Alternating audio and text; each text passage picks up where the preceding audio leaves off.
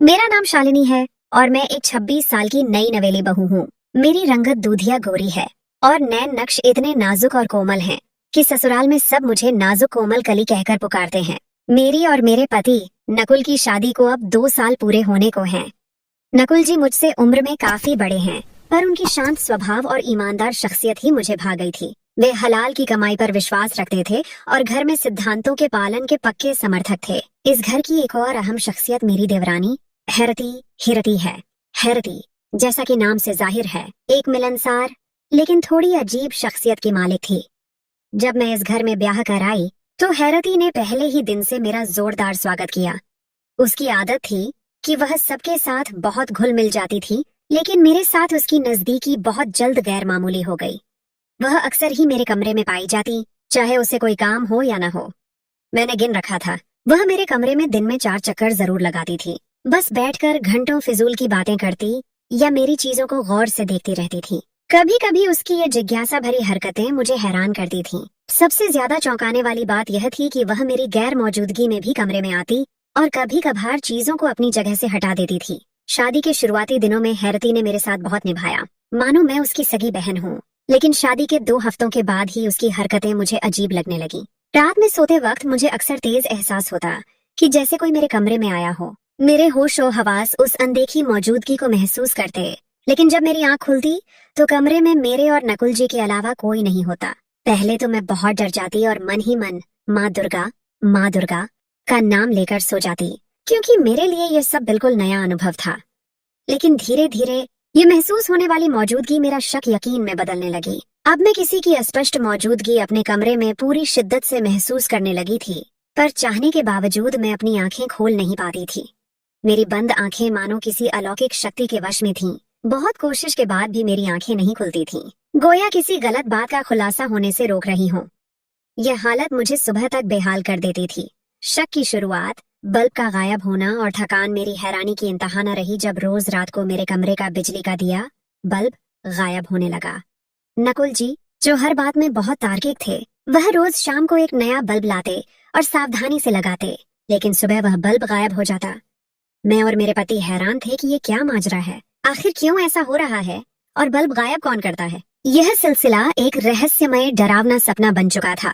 नकुल जी उम्र में बड़े होने के बावजूद बहुत प्यार करने वाले और ईमानदार आदमी थे। मेहनत की कमाई खाते थे, लेकिन गलत बात या बेईमानी बिल्कुल बर्दाश्त नहीं करते थे। एक दिन मेरी देवरानी हैरती मेरे पास बैठी थी और गैर जरूरी तौर पर बात का रुख हमारे जोड़े की तरफ मोड़ दिया। वह कटु लहजे में कहने लगी, भाभी, आपका और भाई का कोई मेल नहीं। कहाँ आप नाजुक कोमल कली और कहाँ भाई साहब। आपको तो कोई बेहतर रिश्ता मिल सकता था। उसकी बात में एक छिपा हुआ ताना था और मुझे महसूस हुआ कि वह बात का कौन सा पहलू निकाल रही है। मुझे उसकी तुलना करने वाली बातें बिल्कुल पसंद नहीं आई।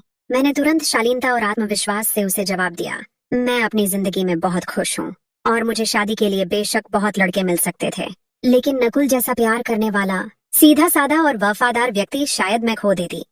मेरी इस स्पष्ट बात पर वह अपने चेहरे पर एक बनावटी मुस्कुराहट सजाए जल्दी से बात का रुख बदल दिया। इस घटना ने मेरे दिल में और शंकाएं पैदा कर दी थीं। मेरी शादी को पूरा 1 साल हो गया था। हमें अभी तक कोई खुशखबरी संतान नहीं मिली थी और यह बल्बों का सिलसिला भी तभी शुरू हुआ जब मैं गर्भवती हुई। मुझे अंदर से गहरा सदमा और अफसोस होता कि रोज ये सब क्या हो रहा है। रात में बल्ब का गायब होना मेरे लिए चिंता और परेशानी का कारण था। जब मैं नकुल जी से बात करती तो वह भी गंभीरता से इस समस्या पर सोचने लगते। एक बार उन्होंने मुझसे कहा कि हो सकता है कि बच्चे यह काम करते हों। नकुल जी का इशारा मेरी देवरानी के बच्चों की तरफ था, जिन पर उनका ध्यान कम रहता था। मेरे देवर के 2 बच्चे थे, एक बेटी 10 साल की और एक 15 साल की, दोनों ही सांवली रंगत की थीं। मेरी देवरानी उन पर तरह तरह की महंगी क्रीम लगाती, लेकिन कोई फर्क नहीं पड़ता और फिर उसने ऊब कर सब कुछ अपने हाल पर छोड़ दिया था। मेरे गर्भवती होने की खबर ने घर में अस्थायी खुशियां बिखेर दी थीं, लेकिन उसी दिन से मेरे कमरे से रोज रात को बल्ब गायब होने लगा। मैंने इसके पीछे का राज पता लगाने की बहुत कोशिश की, पर मैं नाकाम रही। मुझे नींद में अक्सर तेज महसूस होने लगा कि कोई मेरे पास बैठा है या कमरे में टहल रहा है, लेकिन मैं खुद में इतनी हिम्मत नहीं जुटा पाती थी कि अपनी आंखें खोल सकूं। सुबह मैं फिर से वैसी हो जाती, नॉर्मल, लेकिन अंदर से थकान और घबराहट का शिकार होती। मुझे खुद समझ नहीं आता था कि मेरी हालत क्या है। मैं बहुत डरी सहमी रहने लगी थी। दिलो दिमाग अजीब और गरीब वहमों में घिरे थे। कभी यूं ही बैठे बैठे गुमसुम हो जाती। मैंने इस रहस्यमय सिलसिले के बारे में अपनी माँ को सब बताया। माँ ने मुझे पुराने अनुभवों की रोशनी में सलाह दी। अपनी देवरानी पर नजर रखो बेटी, पराया घर है, सावधानी जरूरी है। मैंने भी माँ की बात से सहमति जताई। मेरी देवरानी की एक और खास आदत थी कि रोज रात को वह मुझे अपने हाथों से तेल की मालिश करती थी।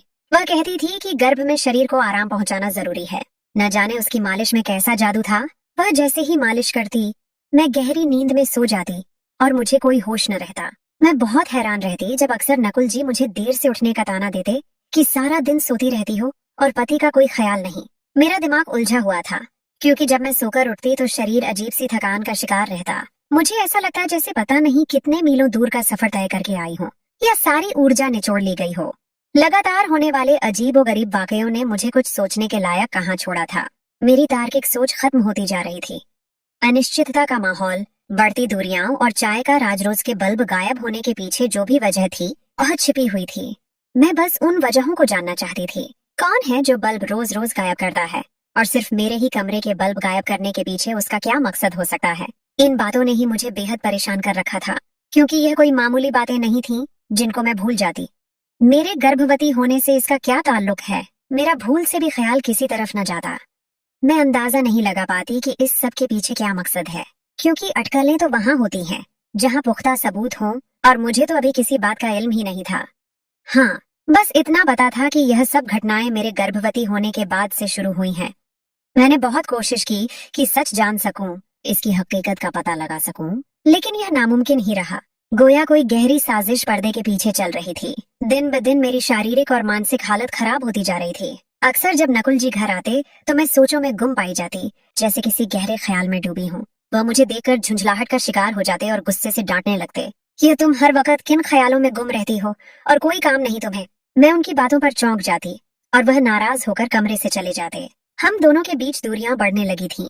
मैं जानने से कासिर थी कि मेरी क्या गलती है। मेरी देवरानी मेरे पास आती और झूठी हमदर्दी से बोलती, भाई की बातों पर दिल छोटा न किया करो, वह बस ऐसे ही बोल देते हैं। मैं उसकी बातों पर भी ध्यान न देती। मेरी सारी इंद्रियां दिन में उस गायब होने वाले बल्ब पर टिकी रह जाती जो रोज मेरे कमरे से गायब होता।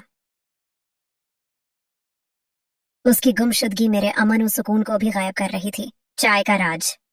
अब तो मैंने पक्का इरादा कर लिया था कि इस बल्ब का राज पता लगाकर ही रहूंगी। यह मेरे गर्भ के छठे महीने की बात है।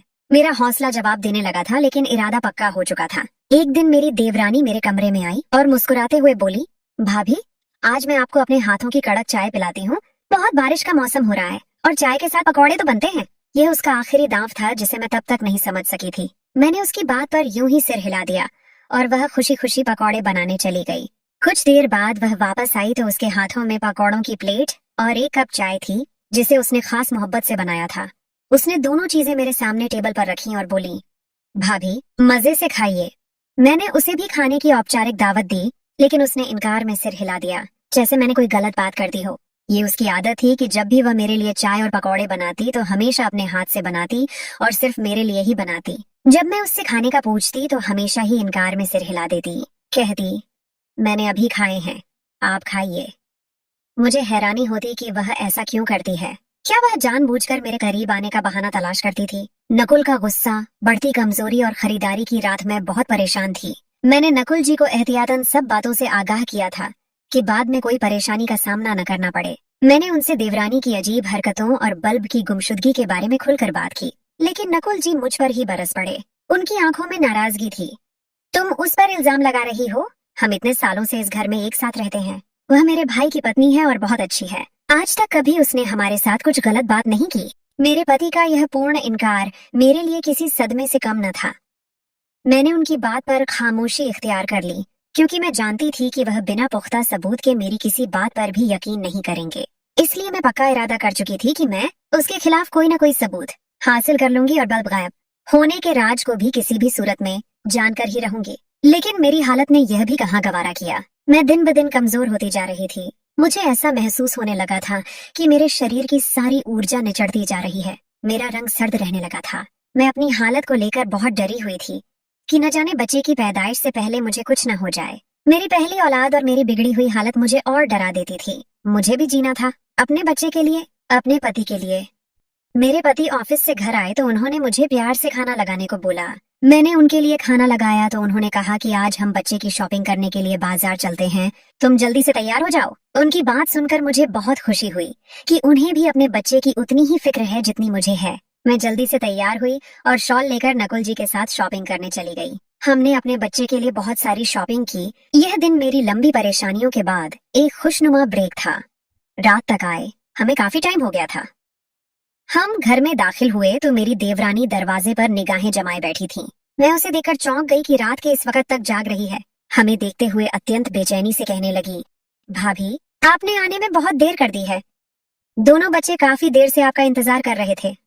उसका लहजा सामान्य नहीं था, जैसे वह किसी बात की बेचैनी में थी। उनकी बात सुनकर मैं भी मुस्कुराई और थकान का बहाना करके अपने कमरे में चली आई। मैं कमरे में दाखिल हुई तो देखा कमरा पूरा अंधेरे में डूबा हुआ था। अचानक मुझे ऐसे लगा कि जैसे मेरे पैरों तले कोई चीज कुचल गई हो।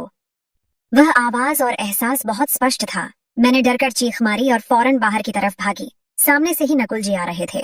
मैं रोते हुए उनसे लिपट गई और बोली कि कमरे में कुछ है। वह मुझे लिए कमरे में दाखिल हुए तो कमरा अंधेरे में डूबा हुआ था। मोबाइल की टॉर्च जलाकर देखा तो कमरे में कोई भी ऐसी चीज न थी। नकुल जी ने मुझे बाहर सोफे पर बिठाया और खुद नया बल्ब लाकर कमरे में लगाया। नकुल जी मुझे डरा हुआ देखकर अपने साथ कमरे में लाए और चारों तरफ दिखाने लगे, देखो, यहाँ पर कुछ भी नहीं है। तुम अंधेरे की वजह से डर गई होगी। लेकिन मुझे पूरा यकीन था कि जो मैंने देखा और महसूस किया वह मेरा वहम नहीं हो सकता। मैं अक्सर यही सब नींद में भी महसूस करती थी। कमरे में किसी की मौजूदगी, यह मेरा वहम नहीं हो सकता। पर मैं नकुल जी को कैसे समझाती? उन्हें तो मेरी किसी भी बात पर यकीन ही नहीं होता था। दिन ब दिन बढ़ते बल्ब वाले वाकये को लेकर वह खुद भी बहुत संजीदा रहने लगे थे। उन्होंने अपने एक जानकार मित्र से भी इस बात का जिक्र किया तो उन्होंने कहा वह खुद भी बहुत परेशान थे। मैं बहुत डरी सहमी सी रहने लगी थी। समझ नहीं आता था कि यह सब मेरे साथ क्या हो रहा है। एक रात मैं बिना किसी वक्त तय किए भोर की पूजा के लिए उठी।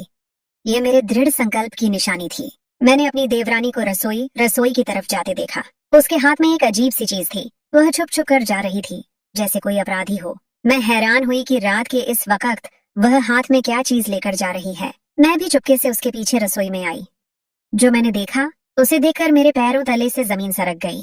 मुझे ऐसे लगा कि आसमान की छत मेरे सिर पर आन गिरी हो। मैंने देखा कि मेरी देवरानी के हाथ में एक बड़ा सा टोकरी डब्बा है जिसके अंदर तरह तरह के बल्ब रखे हुए हैं। कई दर्जन बल्ब उस टोकरी में मौजूद थे जो पिछले कई महीनों में गायब हुए थे। मुझे यह तो समझ नहीं आया था कि यह बल्ब किस मकसद के लिए इस टोकरी में रखे गए हैं, लेकिन इतना मैं समझ गई थी कि यह सारे बल्ब वही हैं जो धीरे धीरे मेरे कमरे से गायब होते गए थे। मेरी हैरानी की इंतहा न रही जब मैंने देखा कि मेरी देवरानी ने एक कैबिनेट खोलकर उसमें से इसी तरह के बल्ब का एक और टोकरी निकाला और उसके अंदर से इसी तरह के और कुछ बल्ब निकाले। वह बहुत सावधानी से यह सब कर रही थी। मैं सामने खड़ी परेशानी के आलम में सारा मंजर देख रही थी, लेकिन मैं नहीं चाहती थी कि अभी उसे पता चले कि मैं उसके बारे में इतना सब कुछ जान चुकी हूँ। मैं पूरी हकीकत का पता लगाना किसी भी सूरत में चाहती थी, क्योंकि मुझे पता था बिना सबूत के कोई भी मेरी बात का यकीन नहीं करेगा। मेरी देवरानी ने इन बल्बों को अपने हाथों में लिया और अपने कमरे की तरफ बढ़ गई। मैं भी उसके पीछे पीछे कदम बढ़ाए, पर अचानक ही न जाने क्या हुआ, वह अपने कमरे में जाने के बजाय हमारे घर के पीछे बने सुनसान खेत की तरफ निकल गई। वह जगह भयानक थी और कोई वहाँ आमतौर पर नहीं जाता था।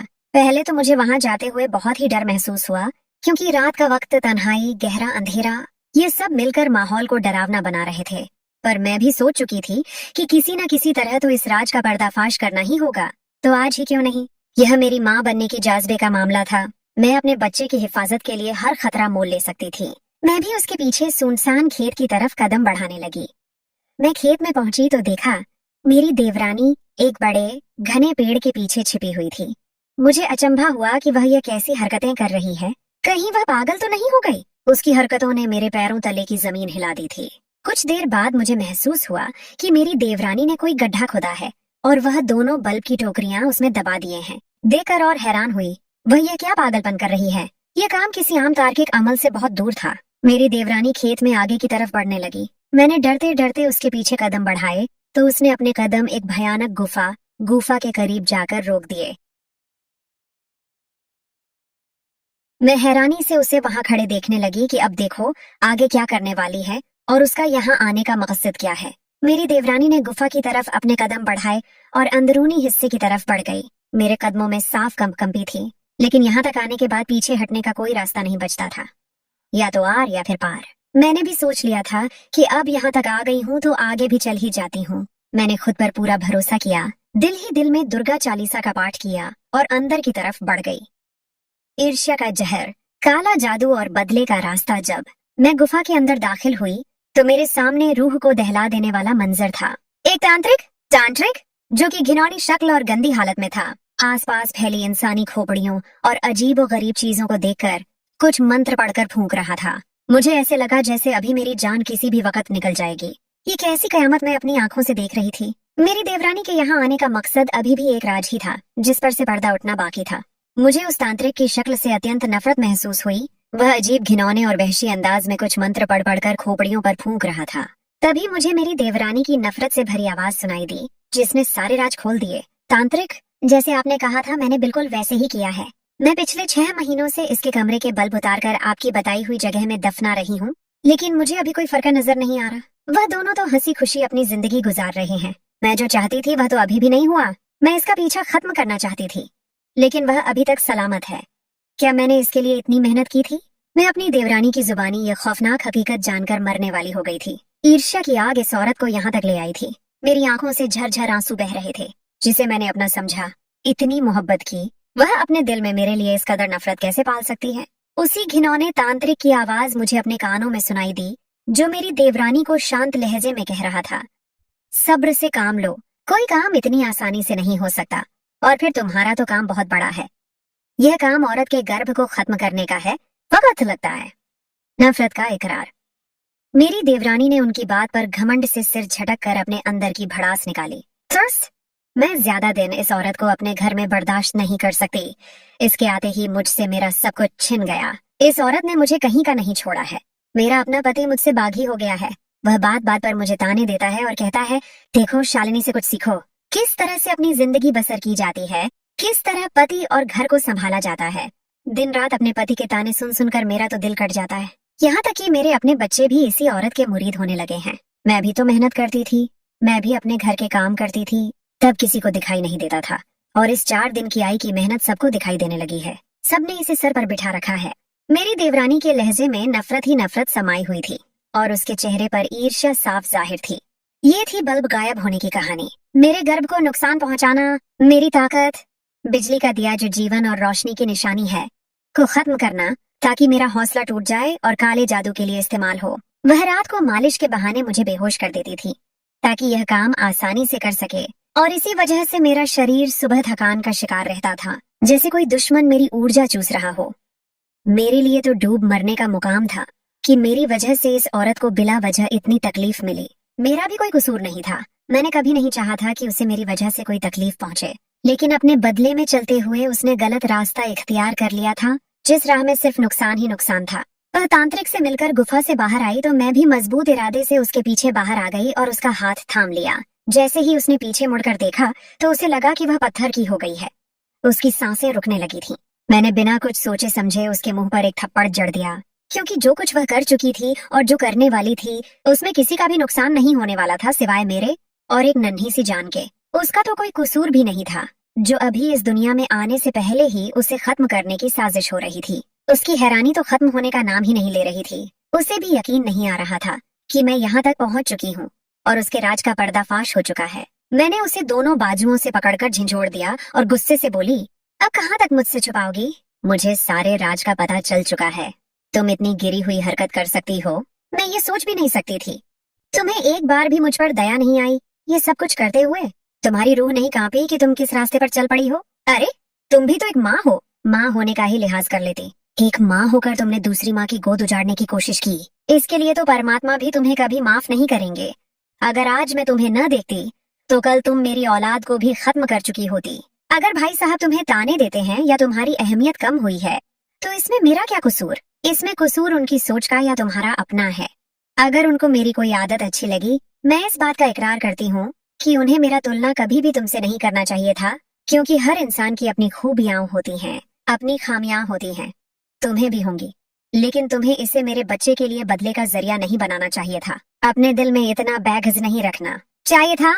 निजात का रास्ता, अगर तुम्हें मुझसे कोई समस्या थी तो तुम मुझे एक बार बताकर तो देखती। मैं खुद तुम्हारे रास्ते से हट जाती। कभी तुम्हें अपनी शक्ल न दिखाती, लेकिन जो रास्ता तुमने इख्तियार किया उसमें सिर्फ तुम्हारे लिए नरक का रास्ता था और कुछ नहीं।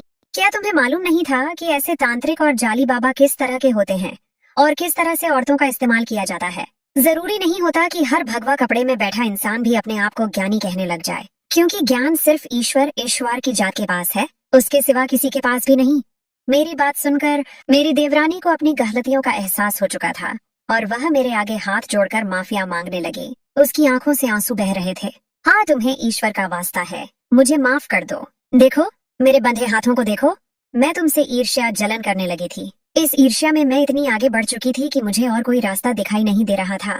तुम्हारी आदतों ने शायद घर वालों को तुम्हारी तरफ खींचा है। तुम्हारे साथ तो भगवान है ना, और तुम्हारी अच्छाई भी तुम्हारी सबसे बड़ी ताकत बन गई है, जिसकी वजह से 1000 कोशिशों के बावजूद भी मैं तुम्हें कभी नुकसान नहीं पहुंचा पाई। ये तुम्हारी अच्छाई ही थी और तुम्हारी नेक सीरत ही थी जो तुम्हारे काम आई। तुम्हारा पूरा विश्वास तुम्हें इस बात पर कायम रखे हुए था कि ईश्वर तुम्हारे साथ है और तुम मेरा पीछा करती हुई यहाँ तक आ पहुंची। मैंने उसके जुड़े हुए हाथ खोले और नर्म मगर मजबूत लहजे में बोली, ईश्वर तो सबके साथ है, लेकिन गलत और सही रास्ते हमारे अपने वश में होते हैं। ईश्वर ने हमें दोनों रास्ते दिखाए हैं कि यह गलत रास्ता है, तुम इस पर चलोगी तो नर्क की आग तुम्हारे इंतजार में है, और यह सही रास्ता है। अगर तुम इसकी डोर थामे रखोगी तो मेरे और तुम्हारे बीच कोई दूरी बीच में नहीं आएगी। तुम मुझे पा लोगी, और जिसने मुझे पा लिया तो समझो उसने सारी दुनिया को पा लिया, क्योंकि जब रब परमात्मा तुम्हारा है तब सब तुम्हारा है। तुम रब को राजी करो, उसकी मर्जी के खिलाफ जाने में सिर्फ और सिर्फ रुसवाई है, नुकसान है, उसके सिवा कुछ हाथ नहीं आता। यह कहकर मैंने उसे सीधा रास्ता दिखाया और उसे अपने साथ घर ले आई। वादा लिया कि वह तांत्रिक के पास जाने का सिलसिला फौरन खत्म करेगी और अपने बच्चों और पति पर ध्यान देगी। मेरे ईमान और सही रास्ते पर डटे रहने ने मुझे और मेरे आने वाले बच्चे को हर खतरे से सुरक्षित रखा, जबकि मेरी देवरानी को उसकी ईर्ष्या ने तबाही के मुहाने पर ला खड़ा किया था।